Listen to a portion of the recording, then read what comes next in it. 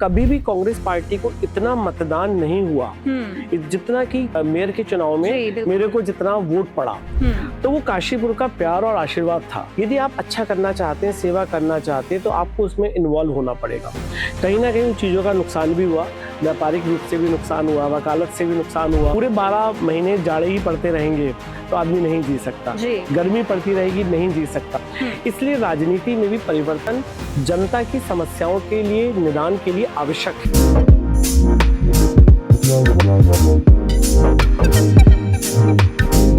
नमस्कार, ज्ञानवार्ता चैनल देख रहे सभी दर्शकों का स्वागत है। मैं हूं आपके साथ नवजोत कौर।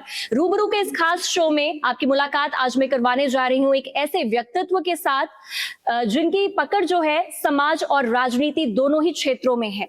अगर बात की जाए उनके राजनीतिक सफर की तो कांग्रेस का वो हिस्सा रहे हैं, कांग्रेस का चेहरा बनकर उभरे हैं हमेशा।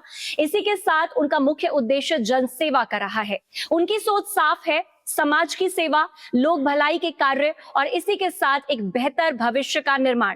तो आइए आपकी मुलाकात करवाती हूं काशीपुर के जाने माने चेहरों में से ही एक ऐसी शख्सियत के साथ जिनका नाम है एडवोकेट संदीप सहगल जी। संदीप जी, बहुत बहुत स्वागत है आपका। ज्ञानवार्ता चैनल में आप आए हैं, कैसा महसूस हो रहा है आपको? बहुत बहुत धन्यवाद आपका। और ज्ञानवार्ता चैनल में आज पहली बार मेरे को आने का मौका मिला। मैं अपने आप को बहुत सौभाग्यशाली महसूस करता हूं कि आपके माध्यम से आपसे भी और सम्मानित काशीपुर की जनता से भी रूबरू होने का मौका मिला जी।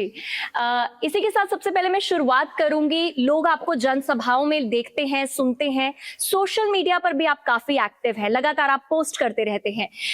कुछ ऐसे आपके व्यक्तित्व के साथ जुड़ी हुई बातें जाननी चाहेंगे जो लोगों को आमूमन तौर पर नहीं पता, the unseen side of Sandeep Sehgal, जो आप अपनी जुबानी बताना चाहें।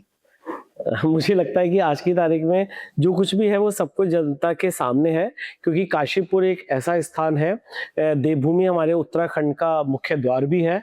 और काशीपुर में यहीं पर ही जन्म हुआ, यहीं पर ही अपनी शैक्षिक योग्यता भी, यहीं पर ही राजनीतिक भी, यहीं पर भी पारिवारिक रूप से हूँ। तो जो कुछ भी हूँ वो सभी के, पूरी जनता के और सभी लोगों के सामने हूँ।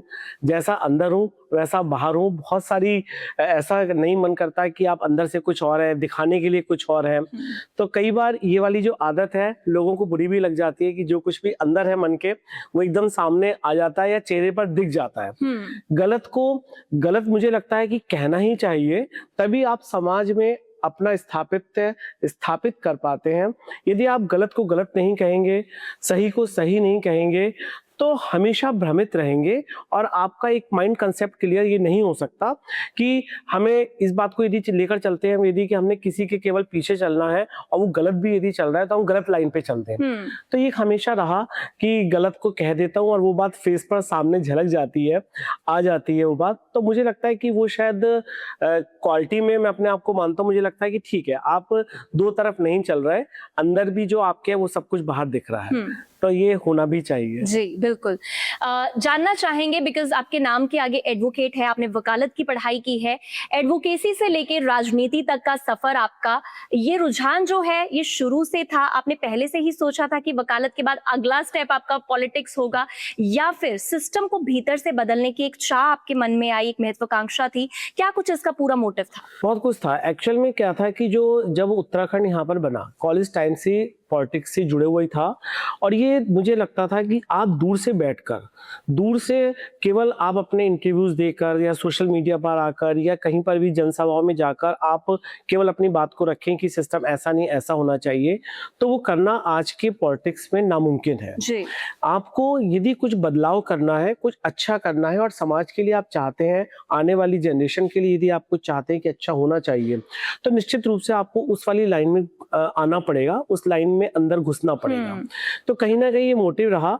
यहीं डिग्री कॉलेज से एमकॉम किया, उसके बाद एलएलबी की, एलएलएम किया, यहीं सेंट्रल यूनिवर्सिटी अपना पौड़ी गढ़वाल से, श्रीनगर से जो था एलएलएम किया। लेकिन फिर भी मुझे लगा कि यदि आप अच्छा करना चाहते हैं, सेवा करना चाहते हैं, तो आपको उसमें इन्वॉल्व होना पड़ेगा। कहीं ना कहीं उन चीज़ों का नुकसान भी हुआ, व्यापारिक रूप से भी नुकसान हुआ, वकालत से भी नुकसान हुआ, क्योंकि जब आप जनमानस की लड़ाई लड़ते हैं तो उसमें आपको 24/7 आपको अपने आप को इन्वॉल्व करना पड़ता है। डेफिनेटली। और लोगों के बीच में यदि उनकी परेशानी के लिए आपको लड़ाई लड़नी है और सिस्टम से लड़ाई लड़नी है तो अपने आप में एक बहुत मुश्किल काम है। लेकिन मन में ये इच्छा हमेशा रही कि बदलाव होना चाहिए। काशीपुर एक ऐसा स्थान रहा कि बहुत बहुत खूबसूरत स्थान है, पुरातत्व से जुड़ा हुआ है, पौराणिक हमारे स्थल यहाँ पर उपस्थित है, लेकिन उसके बावजूद भी कहीं ना कहीं इग्नोर हमारे नेताओं के द्वारा। फिर मैं बात इस समय भी कांग्रेस बीजेपी की नहीं करता, लेकिन निश्चित रूप से जब प्रतिनिधित्व जिस स्थान का जो व्यक्ति करता है तो अपेक्षा भी उसी व्यक्ति से होती है जी। भी प्रतिनिधित्व यदि आप कर रहे हैं तो मैं आपसे अपेक्षा करूंगा, बिल्कुल। मैं यदि कर रहा हूँ तो लोग मुझसे अपेक्षा करेंगे। तो जो काशीपुर का स्वरूप होना चाहिए था वो काशीपुर का स्वरूप नहीं हो पाया। ये बड़ा दुर्भाग्य का विषय है जी। समझ नहीं पाया कि संसाधन होने के बावजूद भी हम काशीपुर का वो स्वरूप क्यों नहीं बना पाए, या ये कह सकता हूँ कि जो लोग प्रतिनिधित्व कर रहे हैं उन प्रतिनिधि को हमारे संघर्ष नहीं करना पड़ा। संघर्ष ना करने की वजह से वो लोग एकदम स्थापित हो गए, तो इसलिए वो उस समस्याओं को समझ ही नहीं पाए कि ये समस्या का निदान कैसे होगा। तो जब कभी आदमी संघर्षों के बाद अपनी लड़ाई लड़ता है तो वो बहुत कुछ अच्छा कर पाता है। उस विषय पर भी हम आएंगे कि आखिर काशीपुर और जो ये लोकल पॉलिटिक्स है इससे जुड़ी हुई क्या कुछ समस्याएं हम उनको भी डिस्कस करेंगे। उससे पहले इंडियन नेशनल कांग्रेस के बारे में जानना चाहते हैं। इंडियन नेशनल कांग्रेस कहा जाता है, पूरा अगर बात की जाए पॉलिटिक्स के सफर में बहुत सारी पार्टीज हैं इस पूरी रेस में। इंडियन नेशनल कांग्रेस बहुत पुरानी पार्टी है और एक संपूर्ण परिवार की ओर जो राहुल गांधी जी अपना नेतृत्व जिस तरह से लेकर चलते हैं, कहा जाता है कि कांग्रेस पार्टी एक पूरा बड़ा परिवार है। आपने कांग्रेस पार्टी को ही क्यों चुना अपने लिए, कोई और पार्टी क्यों नहीं? देखिए, पहली बात तो जो मेरा एक पारिवारिक परिवेश था वो कांग्रेस पार्टी से जुड़ा हुआ था जी। दूसरा, जब मैं अपने आप में ये सोचकर आया, अपने मतलब दिमाग से पूरी तरीके से क्लियर हुआ कि आखिर कांग्रेस पार्टी क्यों, तो मुझे लगता है कि हमारा जो कॉन्स्टिट्यूशन है, जो संविधान है, वो संविधान समस्त धर्म और जातियों से मिलकर बना हुआ है। और भारतवर्ष जो है वो विभिन्न जातियों का, विभिन्न धर्मों का, विभिन्न बोलियों का एक देश है। और इन सब चीजों का यदि समावेश करें तो वो कांग्रेस पार्टी के अंतर्गत आता है। कांग्रेस पार्टी कभी भी पॉलिटिक्स धर्म को लेकर नहीं कर रही है, कोई भी पॉलिटिक्स जातियों को लेकर नहीं कर रही है, कोई भी पॉलिटिक्स बोलियों को लेकर नहीं कर रही है। वो चाहती है कि यदि विकास हो तो वो संपूर्ण धर्म का, संपूर्ण जातियों का विकास हो। तो ये एक मुझे क्वालिटी लगी पार्टी के अंदर कि हम लोग कभी भी लड़ाई, सीधे शब्दों में कहूँ तो हम लड़ाई हिंदू मुसलमान की नहीं लड़ रहे, क्योंकि हिंदू मुस्लिम की लड़ाई हम इसलिए नहीं लड़ सकते क्योंकि जो हमारा ढांचा है हिंदुस्तान का, जो संविधान है, वो संविधान इस बात की इजाजत नहीं देता। कोई भी बात यदि हम कहें तो कोई भी चीज यदि हम इस लड़ाई पर लड़ेंगे तो देश का विकास जो है वो पीछे हो जाएगा और ये सारी चीजें आगे हो जाएंगी। तो मुख्य वजह कांग्रेस पार्टी की रही कि मुझे एक क्वालिटी लगती थी कि समस्त धर्मों को, समस्त जातियों को, समस्त संप्रदाय को एक साथ लेकर चलना और बिना किसी भेदभाव के इस बात की राजनीति करना। राहुल गांधी जी के बारे में भी हमने जितना सुना है यही है कि वो पर्सनल लेवल पर हमेशा इंटरैक्ट करते हैं, बातचीत पर्सनल लेवल पर करते हैं। अगर उनके हाथ में भी कमान सौंप दी जाती है इस देश की, किस तरह से देखते हैं आप कि देश का किस तरह से विकास होगा? क्या कुछ चेंजेस हमें देखने को मिल सकते हैं? बिल्कुल मिलेंगे। आप देखिएगा कि चेंज होना, परिवर्तन होना एक प्रकृति का शाश्वत नियम है। परिवर्तन होना ही चाहिए, ये निश्चित है। क्योंकि आप खुद सोचिए कि यदि समान मौसम रहेंगे, पूरे 12 महीने जाड़े ही पड़ते रहेंगे तो आदमी नहीं जी सकता, गर्मी पड़ती रहेगी नहीं जी सकता, बरसातें पड़ती रहेंगी नहीं जी सकता। इसलिए राजनीति में भी परिवर्तन जनता की समस्याओं के लिए, निदान के लिए आवश्यक है। परिवर्तन होना चाहिए। जैसा कि आज मोदी जी देश के प्रधानमंत्री हैं, कल को राहुल जी बनते हैं, तो उनके अंदर एक युवा सोच है, युवा उनके देश को बदलने की एक चाहत है। वो ये चाहते हैं कि निश्चित रूप से भारतवर्ष सभी देशों में सर्वोत्तम हो। 100% कोई भी व्यक्ति सही नहीं हो सकता है कि जो विपक्ष कहता है उनके अंदर कुछ कमियां नजर आती हों, लेकिन निश्चित रूप से वो निष्पक्षता के साथ इस देश को आगे बढ़ाना चाहते हैं, युवाओं को आगे रखना चाहते हैं और चाहते हैं कि नया युवा भारत जैसे है तो आगे यूथ का आगे पार्टिसिपेट हो। ये उनके अंदर एक बहुत बड़ी खूबी है। जी। विधानसभा इलेक्शंस अब बिल्कुल दस्तक दे रहे हैं, अगले साल ही विधानसभा के चुनाव हैं, बहुत सारे राज्यों में ये चुनाव हो रहे हैं। क्या आपको हम देखेंगे उन चेहरों में से उम्मीदवार चेहरों के रूप में? आप होंगे उसमें, प्रत्याशी होंगे आप? देखिए, मैं कांग्रेस पार्टी का एक सिपाही हूँ और कांग्रेस पार्टी के कार्यकर्ता के रूप में कार्य करता हूँ। निश्चित रूप से कांग्रेस पार्टी का या किसी भी पार्टी का प्रत्येक कार्यकर्ता हर वक्त तैयार रहता है इस बात के लिए कि पता नहीं मुझे हाथ में झंडा लेके कब मेरे को कोई कमान संभालनी आपको पड़े। महानगर कांग्रेस के अध्यक्ष भी बनाया गया। जी जी जी, बिल्कुल। जी। मैं लगातार 8 वर्षों तक पिछले उसमें कांग्रेस का महानगर अध्यक्ष भी रहा। पीछे जो मेयर का चुनाव था उसमें कांग्रेस का प्रत्याशी रहा। और यदि हाईकमान ये चाहता है कि विधानसभा लड़ना चाहिए तो निश्चित रूप से हाईकमान के आदेश का पालन करूंगा और काशीपुर की जनता के लिए जैसा कि निरंतर सेवा भाव रखता आया हूं वो सेवा भाव आगे भी रखने की कोशिश करूंगा।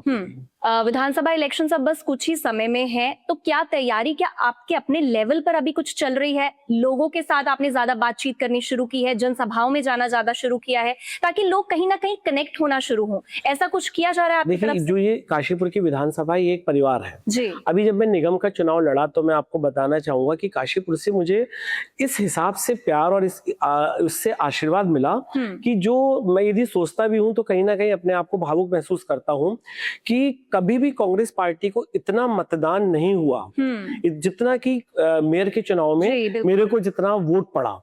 तो वो काशीपुर का प्यार और आशीर्वाद था। निश्चित रूप से काशीपुर के लिए मुझे तैयारी करने की मुझे लगता आवश्यकता नहीं है। काशीपुर के किसी भी परिवार का, चाहे वो किसी भी धर्म का, किसी भी जाति का हो, कोई भी सुख हो, कोई भी दुख हो, कोई भी उन लोगों के यहाँ पे खुशी का मौका हो, कोई गम का मौका हो, कोई बात जनहित पे उठाने की हो, कोई समस्या काशीपुर की हो, तो उसके लिए मैं हमेशा खड़ा रहता हूँ और वो तैयारी हमेशा चलती रहती है। इसलिए पर्टिकुलर यदि मैं कहूँ कि 2027 के विधानसभा के लिए कोई स्पेशल तैयारी वो व्यक्ति कर सकता है जो व्यक्ति नया हो, जो व्यक्ति काशीपुर के लोगों से अनभिज्ञ हो, जिसका काशीपुर के लोगों से या काशीपुर की इस विधानसभा से रिश्ता ना हो। मेरा हर परिवार से यदि कोई छोटा है तो उससे छोटा भाई और बहन का रिश्ता है, बड़े हैं मेरे तो ताऊ जी, चाचा जी, बाबा जी के, मेरे पापा के साथ के हैं वो लोग। तो बड़ा एक पारिवारिक माहौल काशीपुर में है। और आपने भी ये महसूस किया होगा कि काशीपुर की जो एक राजनीति है वो व्यक्तिगत स्तर पर नहीं होती है। हम कभी भी जब समस्याओं को उठाते हैं तो वो उसका मकसद केवल उन जनता की समस्याओं का निदान करना है, अपितु किसी व्यक्ति के ऊपर आरोप लगाने से नहीं है। बिल्कुल, बिल्कुल। उस व्यक्ति के ऊपर आरोप इस वजह से लग जाता है कि वो व्यक्ति जब उस कुर्सी पर बैठा हुआ तो निश्चित रूप से हम उस व्यक्ति से यदि कहेंगे तो उसको लगता है कि मेरा व्यक्तिगत आरोप है। लेकिन मैं आपसे ये बात क्लियर करना चाहता हूँ कि मतलब व्यक्तिगत आरोप का कतई नहीं है। मतलब है कि काशीपुर की समस्याएं दूर होनी चाहिए। अभी आप पूछेंगे तो मैं बताऊंगा कि काशीपुर पिछले 50-60 सालों से उन्हीं समस्याओं से जूझ रहा है। मैं आऊंगी उस क्वेश्चन पे। जो मेरा सवाल है वो इसी पिछले क्वेश्चन से जुड़ा हुआ है, मेयर इलेक्शंस को लेकर, नगर निगम के चुनाव, उसमें आपका एक्सपीरियंस कैसा रहा, अनुभव कैसा रहा? उसमें देखिए, एक्सपीरियंस उसमें बहुत अच्छा रहा। सबसे बड़ी बात ये रही कि एक 44-45 हजार लगभग वोटों का पड़ना, जो अभी तक के काशीपुर में कांग्रेस के इतिहास में अधिकतम वोट है जो पड़े। तो इस बात से भी आप अंदाजा ला सकते हैं कि काशीपुर की जनता ने अपना भरपूर प्यार मेरे को दिया। अब हम उस पे नहीं जाते कि सरकार किसकी चल रही थी, शासन प्रशासन का क्या रोल था, वो काशीपुर की विधानसभा का बच्चा उस बात को जानता है, तो मैं बार बार उस बात को नहीं दोहराना चाहता। लेकिन काशीपुर ये चाहता था कि संदीप सहगल के रूप में हम काशीपुर नगर निगम में अपना मेयर देखें। उसका भरोसा और जो देखने को मिला वो उनके वोटों से देखने को मिला कि काशीपुर की जनता ये चाहती थी। जाहिर सी बात। लेकिन जब हम लोग अपने धर्म को मानते हैं, इस बात को कहने में मुझे कतई गुरेज नहीं है कि मैं हिंदू हूं और गीता और रामायण में विश्वास रखता हूं। तो कहीं ना कहीं हमारे गीता में कहा गया है कि आप केवल कर्म कर सकते हैं और जब आपका कर्म 100% पूरा हो जाए तो उसके बाद आपको कहीं ना कहीं भाग्य पर छोड़ना पड़ता है। तो शायद भाग्य में नहीं था, इस वजह से उस चुनाव को लूज करना पड़ा। लेकिन ईश्वर ने, जैसा कि सुनता आया हूं कि बहुत कुछ अच्छा सोचा होता है, तो हो सकता है भविष्य में कुछ इससे भी अच्छा सोचा हो भगवान। और ये भी होता है जब जो होना है तब वो होके रहता है, तब वो होके रहता है, तो उसे आप और हम नहीं रोक सकते। तो कुछ अपना भाग्य और कुछ ईश्वर के अधीन मानते हुए अपने आप को इस बात का लिए सहमत होता हूँ कि जो कुछ हुआ होगा शायद अच्छा ही हुआ। काशीपुर की बात करेंगे, लोकल पॉलिटिक्स की बात करेंगे। काशीपुर में आप बहुत नजदीक से आप काशीपुर को देखते हैं, क्या कुछ समस्याएं हैं जो काशीपुर इस वक्त जिन समस्याओं से गुजर रहा है, लोग परेशान हैं? देखिए, काशीपुर बड़ा दुर्भाग्य रहा मुझे। अब जब आप इस वाली लाइन पे आ रहे हैं तो मुझे नाम लेकर भी कहना पड़ेगा। आज की वर्तमान स्थिति ये है कि काशीपुर की सरकार भारतीय जनता पार्टी की सरकार है जी। उत्तराखंड में। काशीपुर में और इस लोकसभा क्षेत्र में एमपी जो है वो भारतीय जनता पार्टी के हैं। जी। मेयर जो है वो 24 साल उनको बने हुए हो चुके, सॉरी विधायक को 24 साल। इससे पहले हरभजन सिंह चीमा जी रहे, अब 4 साल से उनके पुत्र हैं त्रिलोक सिंह चीमा जी। तो लगभग एक ही परिवार में 24 साल से विधानसभा का विधायक प्रत्याशी रहे और विधायक बनकर वो रहे। अब उसके बावजूद भी एमपी जो है वो भारतीय जनता पार्टी का, विधायक भारतीय जनता पार्टी के, मेयर भारतीय जनता पार्टी के, पार्षद लगभग भारतीय जनता पार्टी के, और उसके बावजूद भी सेंटर में भी गवर्नमेंट भारतीय जनता पार्टी की। और आप और हम काशीपुर में रहते हैं और पिछले 9 सालों से काशीपुर का पुल रामनगर रोड पर लटका हुआ है। ये कितना बड़ा दुर्भाग्य हो सकता है। अब आप बताइए, इसके लिए भी यदि विपक्ष ना कहे, इसके लिए भी जनता ना बोले, इसके लिए भी आप और हम सड़कों पर ना आए, तो किसके लिए आएंगे? किसके लिए आएंगे? जिस क्षेत्र में हम बैठे हुए गिरिताल की आप स्थिति देख रहे हैं, चारों तरफ का कूड़ा गिरिताल के अंदर भरा जाता है और सारी की सारा तंत्र मंत्र सब कुछ भारतीय जनता पार्टी के हाथ में है। और क्या स्थिति गिरिताल की है, क्या स्थिति रामनगर रोड पर बन रहे पुल की है, क्या स्थिति रामनगर रोड में जो सड़क चल रही है। आप काशीपुर से 6 किलोमीटर तक आप आगे जाइए रामनगर रोड पर, मतलब गड्ढों के अंदर सड़क होगी, सड़क में गड्ढे नहीं है, गड्ढों में सड़क हो रखी है। ये स्थिति काशीपुर की हो रखी है। गंदगी का आलम ये होता है कि दोपहर के 12-12 बजे तक कूड़ा उठता है। आप ही के ये हम ज्ञान वार्ता स्टूडियो के बाहर यदि जाके देखेंगे तो दोपहर के 12 और 1 बजे कूड़ा उठता है। तो मैं समझ नहीं पा रहा कि जो लोग राजनीति में आए हैं और जिनको जनता ने मौका दिया है, आखिर वो काशीपुर के लिए क्यों नहीं करना चाहते? सर, लूप होल कहाँ आ रहा है? जब सेंटर में सरकार है, स्टेट में सरकार है, लोकल सरकार है, तो लूप होल कहाँ रह रहा है? इच्छा शक्ति। जब आप किसी भी लड़ाई को संघर्ष के बाद जीत कर आते हैं तो आपको करने का जज्बा होता है।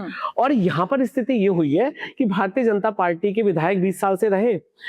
धर्म और जाति का एक ऐसा समीकरण यहाँ पे काशीपुर में रहा कि भारतीय जनता पार्टी के विधायक बनते रहे। उनको ये पता है कि हम 3 दिन पहले हिंदू मुस्लिम करेंगे, कुछ मुद्दे इस टाइप के उठाएंगे और जो जनता का रुझान है वो रुझान भारतीय जनता पार्टी की तरफ चला जाएगा। तो जब आप निरंतर बनते रहते हैं, निरंतर आपको वो सब कुछ मिलता रहता है जो आपको बिना संघर्ष के मिल रहा होता है, तो आपकी इच्छा शक्ति खत्म हो जाती है। अब आप बताइए कि रोज आप हल्ला काट रहे हैं कि साहब हम इतने पुल बना रहे हैं, हम इतनी सड़कें बना रहे हैं, लेकिन हम तो 9 साल से देख रहे हैं वही काशीपुर विधानसभा को ये नहीं मतलब कि बाजपुर विधानसभा में क्या हो रहा है, जसपुर विधानसभा में क्या हो रहा है। तो उसके बाद जब आदमी नेताओं के अंदर इच्छा शक्ति नहीं है, तो मैं काशीपुर की जनता से अपील करना चाहता हूं कि परिवर्तन जो है वो जन समस्याओं के निदान का एक मूलभूत तरीका है। जब भी नेता को ये डर होगा कि जनता यदि मैं काम नहीं करूंगा तो जनता मेरे को हटा देगी या जनता मेरे को वोट नहीं करेगी, तो निश्चित रूप से वो काम करेगा। तो जनता को ये दिखाना चाहिए कि आपने यदि ये हालत करी है तो हम आपको नहीं बनने देंगे, तो निश्चित रूप से काशीपुर का विकास होगा। तो जैसे अगर विधानसभा इलेक्शंस होते हैं और आपकी जीत अगर हो जाती है उसमें, तो सबसे प्रमुखता पे आप क्या काम करेंगे? काशीपुर के लिए क्या विजन लेकर चलते हैं? सबसे प्रमुखता से तो मैं तो अपने सामने शुरुआत अपने घर से, कहते हैं ना कि जो कोई भी आप अच्छे काम की शुरुआत करें वो अपने घर से करें। तो मेरा घर भी यहीं गिरिताल पे, तो गिरिताल की सबसे पहले सफाई और सौंदर्यकरण का काम यहाँ से शुरू करूंगा। जो निरंतर भाजपा के लोग कहते आते हैं कि फंड आ गया, बन गया, बनने वाला है, जो पिछले 20 साल से मैं सुनता आ रहा हूँ, तो शुरुआत यहाँ से करूंगा। और जिस प्रकार से काशीपुर में आज कूड़े की प्रमुख समस्या है, डिवाइडर की प्रमुख समस्या है, सड़कों की प्रमुख समस्या है, उन समस्याओं को प्रमुखता से उठाऊंगा। अवैध माइनिंग का, नशे का, काशीपुर में नशे का एक बहुत बड़ा, ये हमारे यूथ के लिए दुर्भाग्य का विषय है कि आज की तारीख में हमारी पुलिस अलर्ट नहीं है और जो हमारी यंग जनरेशन है वो जितनी तेजी से नशे की ओर बढ़ रहा है, एक बड़ा सोचने का विषय है। तो इसकी तरफ ना तो कोई एमपी का, ना एमएलए का, ना किसी मेयर का, ना किसी पार्षद का वार्डों में है कि आखिर नशे की जो सामान है वो नशे का सामान आ कहां से रहा है। भाई आ तो काशीपुर में अंदर कहीं बाहर से रहा है, काशीपुर में तो बन नहीं रहा ना। नहीं। तो काशीपुर में यदि नहीं बन रहा तो वो कहां से आ रहा है, और आने के बाद वो काशीपुर में कैसे हमारे यूथ में हमारा चला जा रहा है, वो पहुंच रहा है, जिसकी वजह से वो नशे के आदी हो रहे हैं। तो ये बात नहीं यदि सोचेंगे तो मुझे लगता है कि आने वाला समय बहुत दुर्भाग्यपूर्ण होगा और ये हमारे ये मुद्दे बड़े सोचनीय मुद्दे हैं। पॉलिटिक्स की बात हो गई, अब समाज सेवा की बात भी करते हैं, क्योंकि आप समाज सेवी भी हैं। ग्राउंड लेवल पर पहुंच के आपने लोगों की बहुत ज्यादा सहायता की है। कोविड की बात की जाए तो तब भी आप बहुत ज्यादा एक्टिवली आप पार्टिसिपेट आपने किया और लोगों की आपने हेल्प की। लोग आपकी ही ओर देखते हैं, आपके चेहरे की ओर ही देखते हैं। कहाँ से आपको ये प्रेरणा मिली, कहाँ से इन चीजों की शुरुआत हुई? इसी के साथ आप लायंस क्लब का भी हिस्सा, इंटरनेशनल क्लब का भी हिस्सा रहे। जी, मैं लायंस क्लब में भी डिस्ट्रिक्ट गवर्नर रहा। जी, डिस्ट्रिक्ट गवर्नर रहा। और कोविड में पहले तो ये कहना चाहूंगा कि ईश्वर जैसा आपदा कोविड का हमारे देश में या पूरे विश्व में आया, ऐसा हम सबको कभी भी देखने को ना मिले। जी। ऐसे ऐसे बुजुर्गों को मैंने उस समय में देखा कि जो बेचारों के जिनके एक ही एक लड़का था, वो विदेश में था, माँ बाप बुजुर्ग 80-80 साल के, 75 साल के, ना बच्चे आ सकते थे, ना वो लोग जा सकते थे, उनके घर में रोटी तक पहुंचाने के लिए नहीं था। तो उस समय ये कोशिश करी गई कि यदि किसको खाने की आवश्यकता है, किसी को दवाई की आवश्यकता है, किसी को ऑक्सीजन की आवश्यकता है, हॉस्पिटल में बेड प्रोवाइड नहीं हो पा रहे थे, तो बहुत सारी समस्याएं थी। और उन समस्याओं को अभी भी रोते खड़े हो जाते हैं कि यदि हम कोविड के बारे में बात करते हैं तो एक बहुत बुरा समय था। और उस बुरा समय में यदि मेरे को कुछ भी करने का मौका मिला तो मैं अपने आप को सौभाग्यशाली मानता हूँ कि ईश्वर ने हम लोगों को अंदर ये प्रेरणा दी और कुछ करने की, तन से, मन से, धन से कुछ करने के लिए योगदान हम लोगों ने यदि दिया तो निश्चित रूप से ईश्वर के हम आभारी हैं कि हमको ये कार्य करने का मौका मिला। लेकिन कभी भी वो दिन ना देखने को हमें मिले, ये भी जरूर चाहता हूँ। तो अब जैसे इलेक्शंस आएंगे तो क्या कांग्रेस के बड़े चेहरे नेशनल लेवल के यहाँ पर नजर आएंगे, रैलीज होंगी, आप उनका भी हिस्सा रहेंगे? किस तरह से पूरा जोरों शोरों से, किस तरह, क्योंकि हर पार्टी इस वक्त जोर लगा रही है। हम सब लोग बिल्कुल तैयार हैं। और पूरे उत्तराखंड में यदि आप उत्तराखंड की बात करें तो उत्तराखंड में इस बार मैदान में और पहाड़ में भी सभी लोग ये चाहते हैं कि जो धामी सरकार है वो पूरी तरीके से भ्रष्टाचार से लिप्त सरकार हो चुकी है।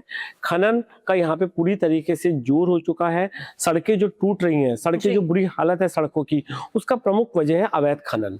जब आप अनलोडेड गाड़ियां सड़कों पर दौड़ाएंगे तो नेचुरल है कि कैपेसिटी से बाहर जब होंगी तो सड़कें टूटेंगी। तो कहीं भी ये रुक नहीं पा रहा। महिलाओं का शोषण आज की तारीख में है, बुजुर्ग परेशान है, युवाओं के पास रोजगार नहीं है। तो एक बड़ी प्रमुख समस्या है उत्तराखंड में।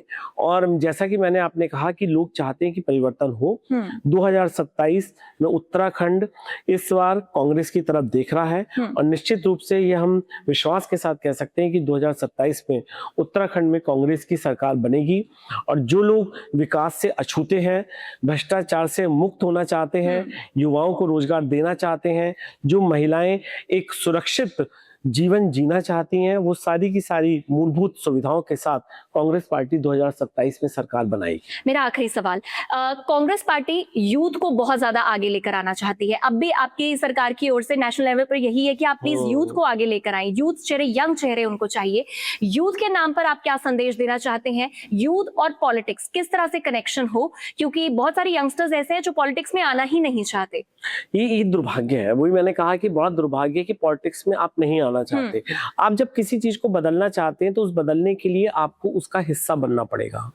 और जब तक आप विधानसभा, लोकसभा में बैठ के उन प्रावधानों को बदलाव नहीं करते जो गलत हो रहा है समाज के लिए, तो उसके लिए आपको उसका हिस्सा बनना पड़ेगा, आपको पॉलिटिक्स में जाना पड़ेगा।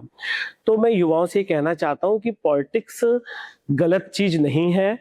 हमारे कुछ नेताओं ने उसको गलत बना दिया है, उसको भ्रष्टाचार से युक्त बना दिया है। लेकिन जैसा कि आज नई जनरेशन आ रही है, वो भ्रष्टाचार से मुक्त होकर, नशे से पूरी तरीके से मुक्त होकर, उसमें लिप्त ना हो, उससे मुक्त हो और पॉलिटिक्स में वो आगे आए। तो प्रत्येक की पार्टी चाहती है कि भारतवर्ष आज की तारीख में पूरे विश्व में सबसे यंगेस्ट कंट्री के रूप में है। तो जब यंगेस्ट कंट्री में है, यहाँ पर इतना यूथ है, भारत एक युवा देश के रूप में पहचाना जाता है, तो युवाओं की हिस्सेदारी पॉलिटिक्स में होनी चाहिए। और निश्चित रूप से जब पढ़े लिखे युवा आएंगे, पूरे जोश के साथ आएंगे, पूरे उत्साह के साथ आएंगे, उमंग के साथ आएंगे, तो निश्चित रूप से बदलाव होगा। जी, thank you so much sir, आप इस सेशन में आए। बहुत ही ये बढ़िया सेशन रहा। हमारी भी यही शुभकामनाएं आपको कि आप बहुत अच्छा परफॉर्म करें अगले आने वाले इलेक्शंस में। ऑल द वेरी बेस्ट आपको भी, कांग्रेस पार्टी को भी। तो रूबरू के इस खास शो में बस इतना ही। मुझे दीजिए इजाजत। धन्यवाद। Thank you.